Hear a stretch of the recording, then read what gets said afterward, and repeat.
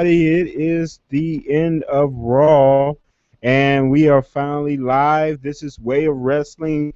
Let me welcome you to the post Raw review, which I said that we were going to start doing from this point on. Greetings to you, I'm Vassell. This is my vlog for now for the Way of Wrestling. This is what we do. Thank you for coming out. First off, let me say this. It's all about the game, baby. It's all about the game. Okay? Whenever you want to talk about what's going to happen on a Monday night, always realize the game is always going to be involved. My boy Triple H, he did not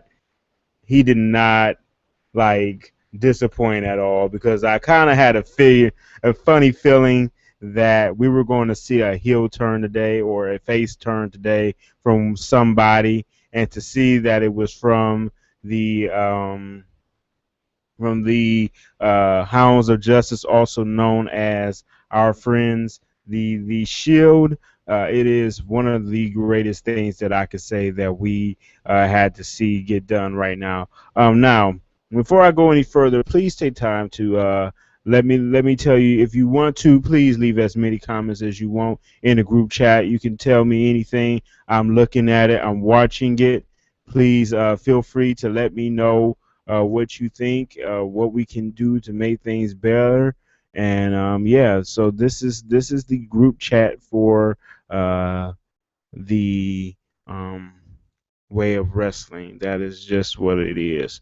Okay, so let's go ahead and get into our card. The first thing that I want to talk to you about is the first promo of the day, which was Daniel Bryan promoting his win at WrestleMania. You know, he is now the WWE champion. He did it. He said he would do it. He finally made the big one. It was done. It's over with. Finally, Daniel Bryan has gotten to where he wanted to go all along. And that is something that I'm glad to hear about. Because, see, let's face it, Daniel Bryan had a lot of things he had to deal with. I mean, he had to deal with, you know, he has had in the past. We all remember the WrestleMania where, or was it SummerSlam, where he won the championship and lost it within seconds of winning it. The shortest reigning champion ever. The Let's see what else. We remember him winning the Money in the Bank and then taking that Money in Bank and cashing it in, getting the championship, winning the Royal Rumble, getting the championship. You remember what happened, and then just all of the different things that happened with Daniel Bryan, and just to see him finally get a shot at the actual belt and get his chance to actually win and not just lose it the next night is good for business. Now, this is my thing. I'm not too keen on what they're doing with this character. They're kind of, in a sense, making him into an X-Pac type character where everybody wants to beat up on him and he's easy to defeat.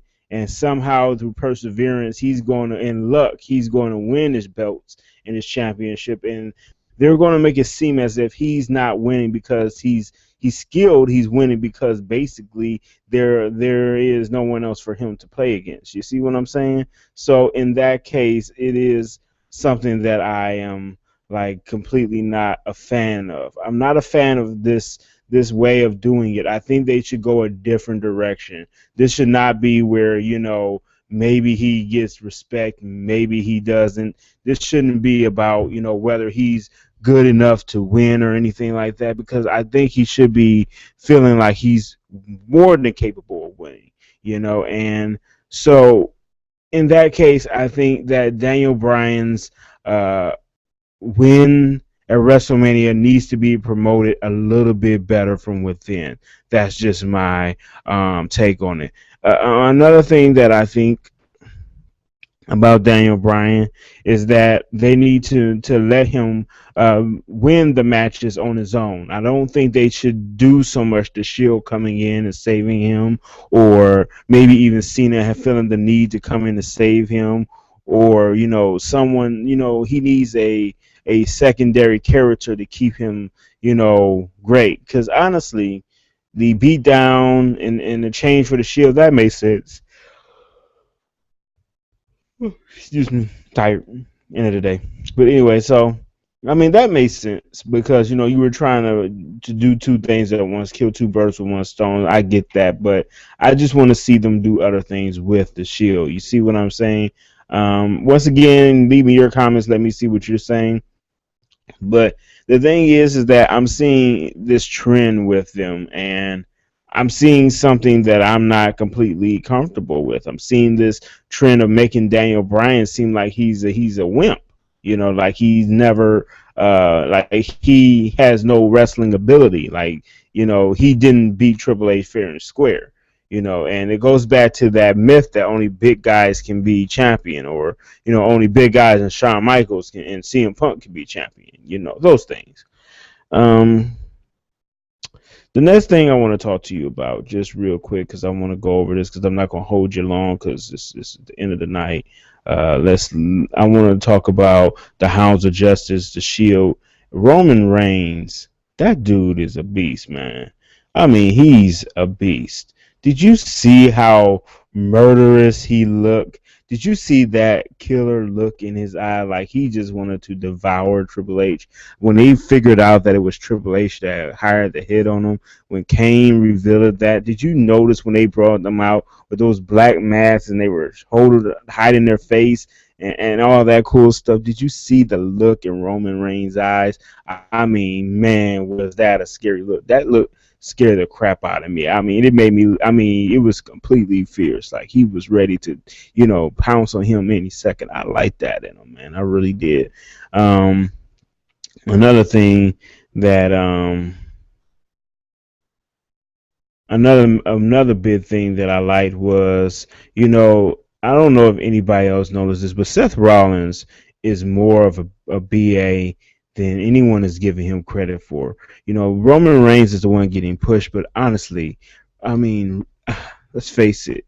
Let's face it. Seth Rollins deserves any push that he gets. I mean, if it's a little to no push, I mean, they need to do something with Roman Reigns. They need to think about how they can push that guy and let him be the guy that he is. I mean, he's aggressive, he's angry, he's always trying new things. He's always expanding his character. Even though he's a side character and you really don't see much development from him, really watch how he really interacts with the crowd, how he interacts with, each character, how he really develops his skill. And honestly, I can't wait to see what he does on the mic. I think he's going to be really good at this, man. I think he's going to be a solid go-to player in the WWE. I think they need to really start investing in this guy and seeing what they can do with him. Another one just like that, and I'm not going to go in order here.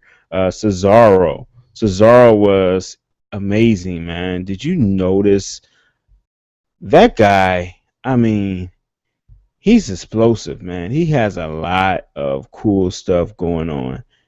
I mean, this guy doesn't really, hold back any, I would give you, the, I will go this route. Anthony Cesaro should be, you know, he should be picked for something, man. I mean, I'm loving what they're doing with them, putting with Paul Heyman and all that cool stuff. I'm going to say this. New Orleans, you guys are great, man. That crowd was spectacular. I mean, from front to back, they were high energy. They've been high volume. I mean, the best crowd I've seen in a while. Maybe outside of like Toronto. I mean, they really are into this, and they showed just how much, if the crowd is involved, can make the story so much more epic. I mean, when the crowd reacts and they're popping and they like what they're doing and they like what they're seeing or they don't like, and this is BS chance, this is awesome chance, and he got the whole world in his hands, and all of the different little things that they were doing throughout the show was so important. And in New Orleans, I'm not a part of WWE, but I enjoyed you guys just as much as anybody, because like even the fact that RVD got the chance that he did, the ECW chance, the things that he did for, I mean, because notice everybody was doing all type of new stuff. They were doing new things. They were trying stuff. Everybody was warmly welcomed. It was Southern hospitality at its best. So I personally have to admit, and I have to give a big ups to the New Orleans crowd. You guys were great. The Another thing that I found really good this post WrestleMania was the many different promos and shots of last night's main event and last night's events.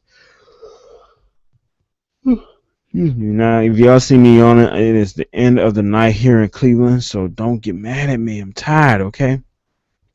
But I mean, end of the night. I mean, the matches were solid. I mean, these were good matches. Another good match to me was that, believe it or not, I actually enjoyed the Divas match. That Paige chick is awesome, man. I mean, she really did do a great job taking down AJ. I'm glad that they ended her reign as Divas champion. I really didn't care for her as a Divas champion. That's just me. I didn't see much competition, and now it looks like she has something to compete against. And I mean, that's something that I think is really, really important, because without your, I guess, Lita to your Trish, or your Mickey James to your Trish, or your Victoria, your Chynas, those, like I said, those difference makers, those big things that come into wrestling. It makes female wrestling just no more than women just tossing each other around, screaming at each other. And it's just, I put it like this. I don't care that, I've grown accustomed to the culture of WWE and most wrestling companies where the women are kind of objectified in a sense and all that cool stuff. But me, I've never been one that was really cared about the over sexualizing the women and over objectifying the women and stuff like that. I like to see women who can leave it all in the ring just like the men. That's just me. Always was one of those types that wanted to see the Trish Stratus versus Gail Kim, the Trish Stratus Jazz Lita. That one impressed me so much. I remember that even to this day. That's one of my favorite matches of all time. So that's something that I always believe, that if you're going to do a match, if you're going to do a real match, it has to be solid, it has to be good, and it has to be well booked. So I mean, this one was really good. I mean, of course, the little hold to the Page Maker, which is an awesome finisher.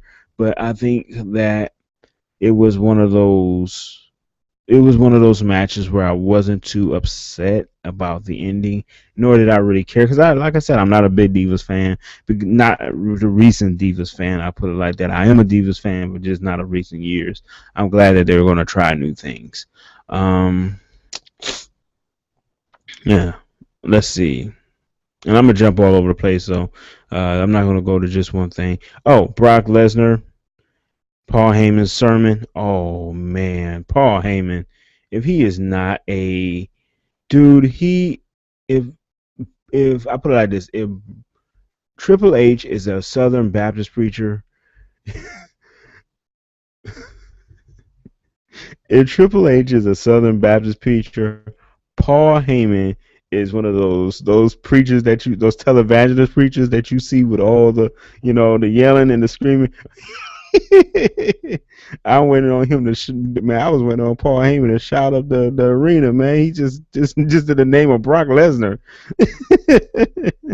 I mean, he really was like into it, man. I mean, he was really serious about Brock winning. I mean, and then he did beat the streak, and that was one of the most amazing things. Which, by the way, I'm not upset about it. I think that was the perfect person to do it. I think if that's the most credible person to do it, I don't think anybody else could have done it. Honestly, I don't see. Um, put it like this: I don't see the John Cena's or anyone else outside of him, not even Sting really doing the streak or beating the streak. So it was good that it was somebody who was legit, who was legitimately a champion before in many different places and in many different arenas. And this was no more bigger than any other victory for him. And I do like the fact that Paul Heyman bring that out. I like the fact that he said, hey, he's been the NCAA champions before. He's done the UFC champion. He's beaten the big Titans. He is the Titan now. Now he's beat the streak. It's nothing that he hasn't done. This is nothing new for him, and I do like that he brought that out. And I like that one quote where he said, "Brock Lesnar is not here to." Make you smile. He's here to put tears in the eyes of little children. I love that line. That was one of the most precise and intricate lines of the night. I don't think there was nothing more better. Paul Heyman did an amazing job tonight, even with Zeb Culture, when he called him Grandpa. I mean, that stuff was amazing, man. I mean, what else could you ask for out of a guy who is truly trying something and giving his all to a role that he's already good at, and then the fact that he's calling himself the greatest manager that has ever graced the WWE, and honestly, he can be considered one of the greatest of all time, if not the greatest. I mean, in my opinion, you still have to look at the Bobby Brain Heenans of the world. You still have to look at the Jimmy Harts of the world, the Mr. Fuji's of the world. Those were my favorites. But Paul Heyman, hands down, is in the top 10 of that now, if he's not in within the top two. Because Bobby the Brain Heenan is always going to be my favorite of all time. I mean, I don't think no one was so calculated other than like I said, Jimmy Hart. But I mean, I used to be so annoyed by Jimmy Hart when I was a kid. So I think Bobby the Brain Heenan, the way he talked, the way he brought things, the way he insulted everybody, he was good on commentary. He was good on all different cylinders. It was nothing that he really couldn't do. And I was really sad when he passed. That's just me, okay? So, I mean, going between that and what Paul Heyman is doing now, I would say Paul Heyman is without a doubt the top two in my top two. I guess he would be number two. Um, so let's see. We did Brock Lesnar. Oh, here's one. John Cena triple threat match. Big E. Big E Langston. Is he not a great wrestler? I mean, come on, you guys. I mean, Big E is a great wrestler. I mean, he's good on the mic, and now he's proven that he can even hang with the Bray Wyatts of the world. And honestly, I wish he didn't go out the way he did. I wish he wasn't the one that got pinned. I wish it would have been, Sheamus or Cena, because that would have left the question in people's mind: is Big E too much for the WWE? And honestly, I wouldn't want to put him in the back burner. I wouldn't want to put him on the side. I wouldn't want to make him a side two-piece character to the main card. I mean, I think he should be a legitimate runner for the main card. Honestly, in my opinion, there's no one African American that is in the main card since Booker T. And to think about in The Rock, there hasn't been anybody since that has really stepped into the main card territory and last long enough for you to think about them. So, in my opinion, uh, being an African American male, looking at the fact that there's no main card African American, I mean, you can even go this far. Del Rio is still the main eventer for Hispanics and Latinos, and you still have, John Cena and all of them, of course, for your white populace, but for the African Americans and all of us blacks, we don't have that face right now, and I think Big E is going to be exactly what they need. Because Titus O'Neil, as good as he is not to me championship material. And Jennifer Hudson's husband. I will never call him by his name. I know his name. I know he's been there a while, and I know he has his gone through the NXT and all of that cool stuff. But he will always be Jennifer Hudson's husband to me. Okay, to me, that's how he got there. He got there because he knew somebody like Jennifer Hudson's music. Okay, so that's just me. That's just the way I see it. Don't like it, okay, but still, he is, he is the go-to. He is not to me, a runner for the main card. He's not that good, and so that I mean, just to see somebody who's agile, who's big, who's you can't deny the brother. He's bad. So you're going to hear me talk about Big E. You're going to see me, try to pump him up because I think Big E is the guy. He's the guy to go with, and I would like to see what happens next. All right, next in line. Let's see. Oh, by the way, Cena on the floor wobbling. Now, once again, the crowd. Before I get to anything else, that crowd with that, he got the whole world in his hands.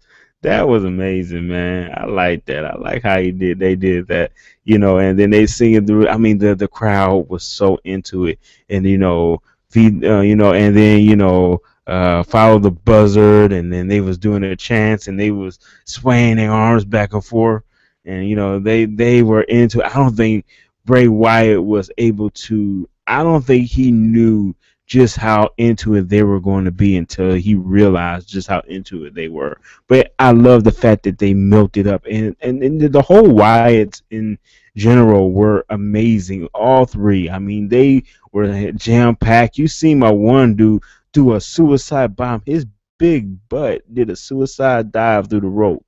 I mean, you gotta like their attitude and the way that they present themselves as they are doing their thing. So yeah, I really think that was a really good goal for them. Let's see. And Bad News Barrett did a great job. Oh, we had some things happen that I liked. The Tad Evolution returning. I thought that was really good to see the reuniting of Evolution.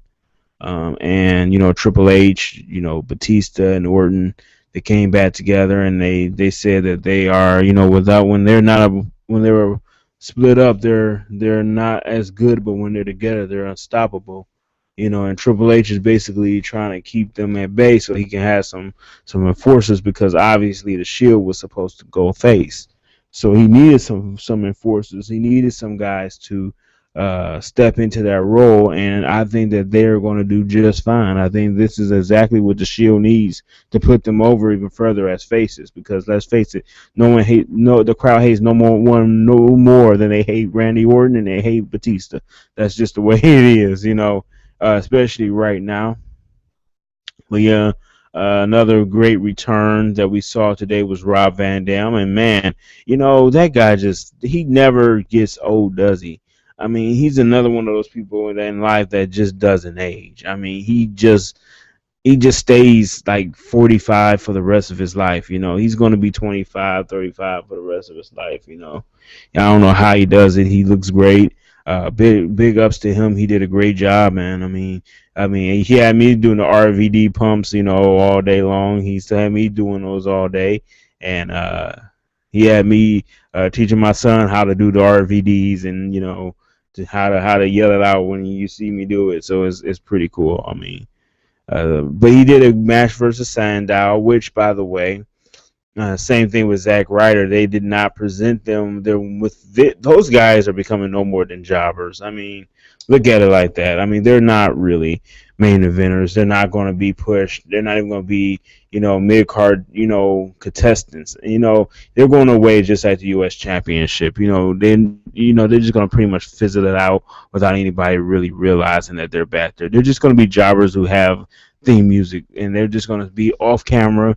We will never see the theme music often because they're not worth doing theme music for. I mean, let's face it, they are no more better than going into your local gym and finding five guys that are going to just be squash matches. And just speaking of a squash match, Alexander Rusev made his debut today.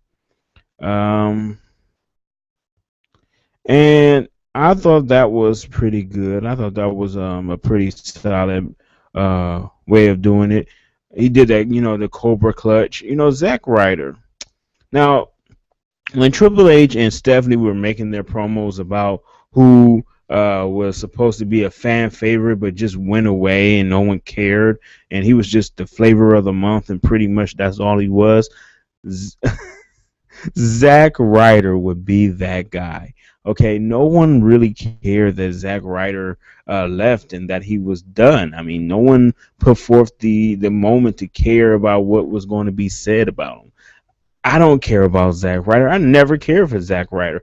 I like Dolph Ziggler more than Zack Ryder. I like how Dolph Ziggler even treats him like, he doesn't matter, because honestly, he doesn't. I mean, he is not the go-to guy, They treat him like a stepchild, basically. They treat him like the motherless child. They treat him like the orphan Annie, because they really don't care that he's there. I don't care that he's there. And speaking of not caring when somebody's there, Rey Mysterio. And this is the bad thing, because I'm a Rey Mysterio fan from way back. Yeah.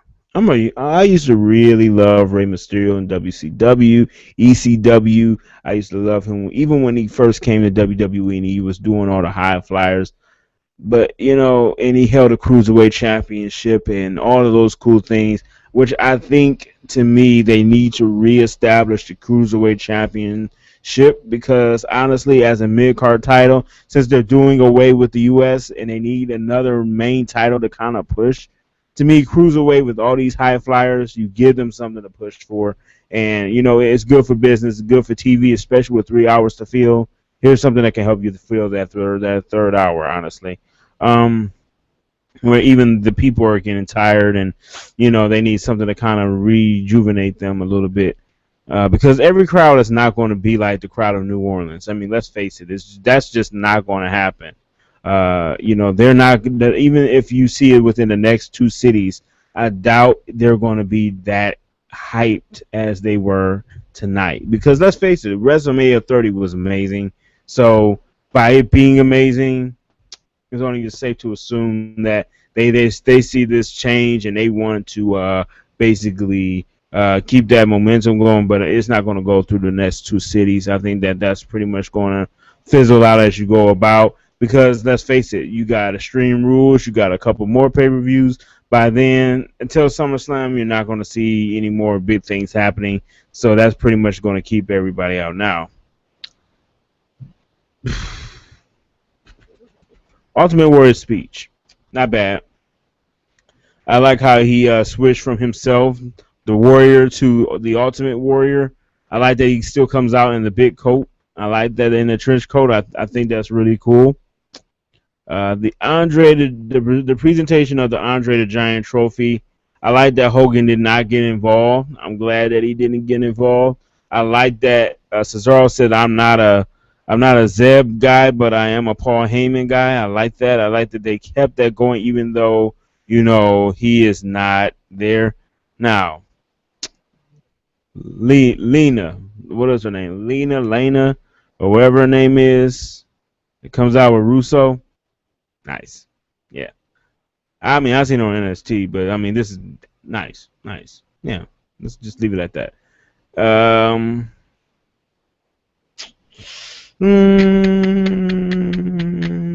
We talked about the final match. I don't want to talk about that again. Let's see. Just to go over it, we did that. Reuniting, blah blah blah. Brock Lesnar's promo. Let's see. Robin Towns return. We talked about that. Usos being destroyed in the tag team match against Evolution. I mean, they were beat the snot out of. Okay, they were just mangled and destroyed. So, this is my thing. We all know that things are going to be said on SmackDown that were not said here, so they couldn't put it all in one, pack it in one show. They had to, go and put some of this in SmackDown, and I think that you're going to see a lot being done at SmackDown. You're going to hear a lot at SmackDown.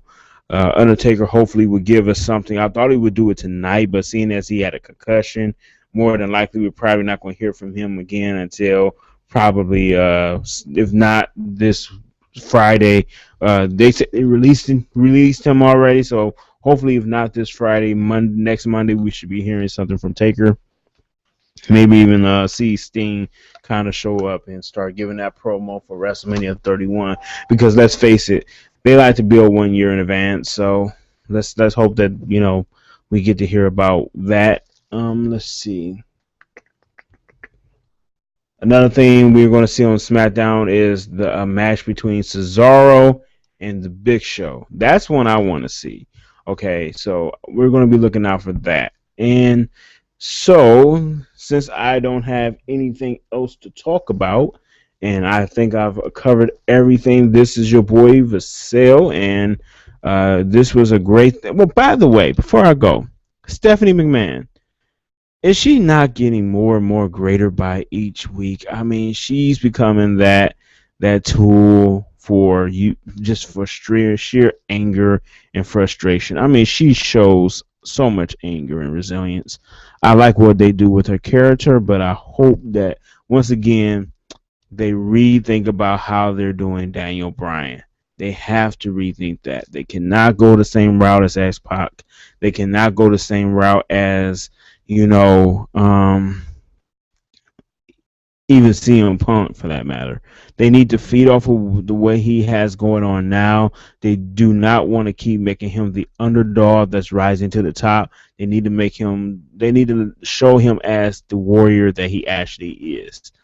And that's just the way I see it. Once again, please hit your subscribe buttons, and thank you for coming down. And please rate, comment, subscribe. You can let me know what you think, and you can leave something in the chat. I'll be here all night. If not, you can just leave it on, and I'll come and hear what you got to say later. All right.